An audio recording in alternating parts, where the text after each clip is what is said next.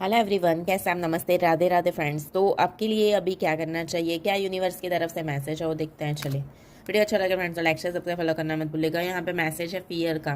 तो यहाँ पे आपको कोई अनचाहा फियर सता रहा हो सकता है, जैसे आपके पर्सन को खो ना दे उसका फियर हो सकता है, या तो कोई पर्सन हो सकता है ऐसा जो आपको बहुत डराने की कोशिश करे। आपकी लाइफ में जो भी अभी चल रही है सिचुएशन उससे रिलेटेड यहाँ पे आपको ट्रिगर कर रहा है, या तो कुछ ना कुछ यहाँ पे डर आपको हो, ऐसा कुछ यहाँ पे वो कर रहा है, आपको डराने की कोशिश कर रहा है।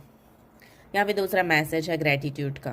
तो जितना भी हो सके उतना यहाँ पे आपको ग्रैटिट्यूड करना है। आपके लाइफ में जो भी चीज़ें मिली है ईश्वर की तरफ से सभी को ग्रैटिट्यूड कीजिए।